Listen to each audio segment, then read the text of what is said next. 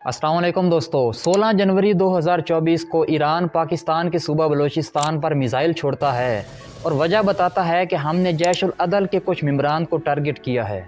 Pakistani report के मुताबिक उस हमले में 2 बच्चियां शहीद हो जाती हैं और कुछ खवातीन ज़ख्मी भी होती हैं। 2 दिन बाद 18 जनवरी को पाकिस्तान भी ईरान पर एक जवाबी हमला करता है और ईरान के इंटीरियर मिनिस्टर अहमद वहीदी के बयान के मुताबिक उनके 9 अफराद जहाँ बहक हो जाते हैं। ईरान इराक वार 1988 के बाद ये पहली दफ़ा हुआ है कि किसी ने ईरान के अंदर हमला किया हो। दोस्तों, क्या वजह बनी कि ईरान को पाकिस्तान पर हमला करना पड़ा?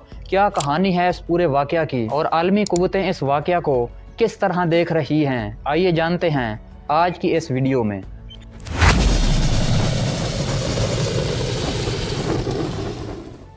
जनवरी 2024 के दूसरे हफ्ते में ईरान ने 3 मुख्तलिफ कंट्रीज़ पर हमले किए हैं, जिनमें पहला हमला उन्होंने इराक पर किया था और ईरान के बयान के मुताबिक उन्होंने इराक में मौजूद मोसाद के 2 एजेंट्स को टारगेट किया था।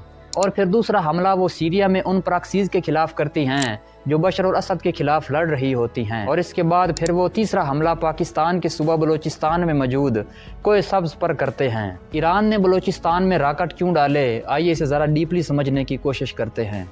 ईरान की साइड जो सिस्तान बलूचिस्तान का प्रोविंस है, ये साइड एक स्मगलिंग रूट है और यहाँ आए दिन कोई ना कोई झड़प होती रहती है स्मगलर की पुलिस के साथ, FC रेंजर के साथ और ईरानी फ़ौज के साथ। दोस्तों, 15 दिसंबर 2023 को सिस्तान बलूचिस्तान में एक हमला होता है जिसमें ईरान के 11 पुलिस एहलकार मारे जाते हैं और वो इस हमले के ज़िम्मेदार ठहराते हैं जैश उल अदल को और बाद में वो क्लेम करते हैं कि वो पाकिस्तान में छुपे हुए हैं और इसलिए हमने पाकिस्तान पर मिसाइल फेंके हैं।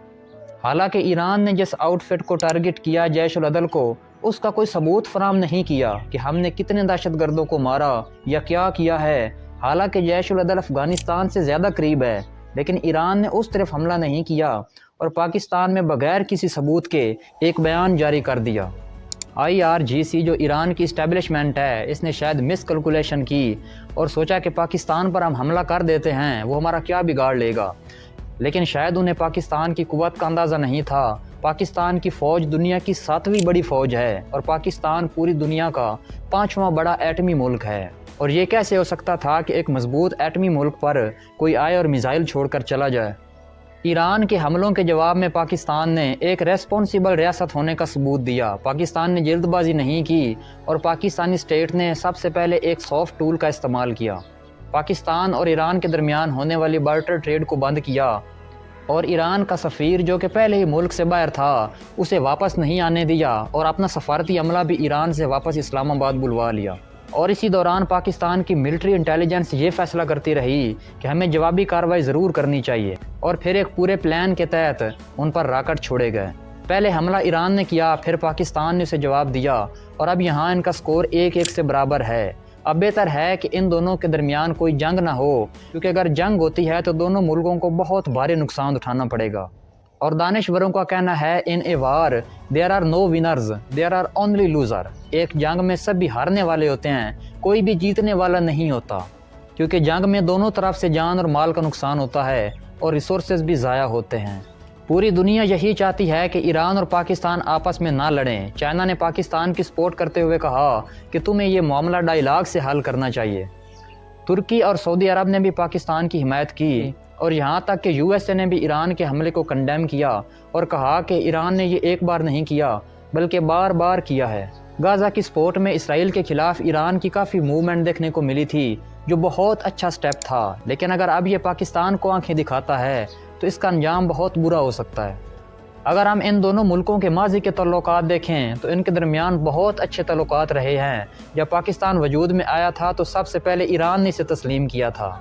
इसके साथ साथ 1965 और 71 की पाक भारत जंगों में भी ईरान ने पाकिस्तान को सपोर्ट किया था और पाकिस्तान ने भी कई मौक़ों पर ईरान की मदद और सपोर्ट की है। ईरान के जोहरी प्रोग्राम में भी पाकिस्तान ने उसकी काफ़ी सपोर्ट की थी। दोस्तों, यहाँ एक बात याद रहे कि ये शिया सुन्नी की जंग नहीं है, बल्कि ये एक स्टेट की स्टेट के साथ और एक मुल्क की दूसरे मुल्क के साथ जंग है। इसीलिए मैं सबसे गुजारिश करूँगा कि इसे एक मसल की रंग ना दें, बल्कि ये एक स्टेट की जंग है और इसके लिए दुआ करें कि तमाम मामलात आसानी से निपट जाएं। मैं आप सब से भी गुजारिश करूँगा कि आप इस कन्फ्लिक्ट को किस तरह देखते हैं, कमेंट में अपनी राय दीजिए। نبی پاک صلی اللہ علیہ وآلہ وسلم نے ارشاد فرمایا تھا کہ تمام مسلمان ایک جسد واحد کی طرح ہیں، اگر ایک حصے کو تکلیف ہو تو سارا جسم بے چین رہتا ہے۔ ہمیں نبی پاک صلی اللہ علیہ وسلم کی آنکھوں کو ٹھنڈک پہنچاتے ہوئے تمام مسلمانوں کو مل کر رہنا چاہیے اور یہ آپس کے جھگڑے چھوڑ دینے چاہیے۔ اب دونوں ملکوں کی طرف سے کچھ سافٹ ایموشن دیکھنے کو مل رہے ہیں۔ امید ہے کہ ٹیبل ٹاک کے ذریعے یہ مسئلہ حل ہو جائے گا۔ مجھے اپنی دعاؤں میں یاد رکھیں۔ میں ہوں آپ سب کا آصف سلطان۔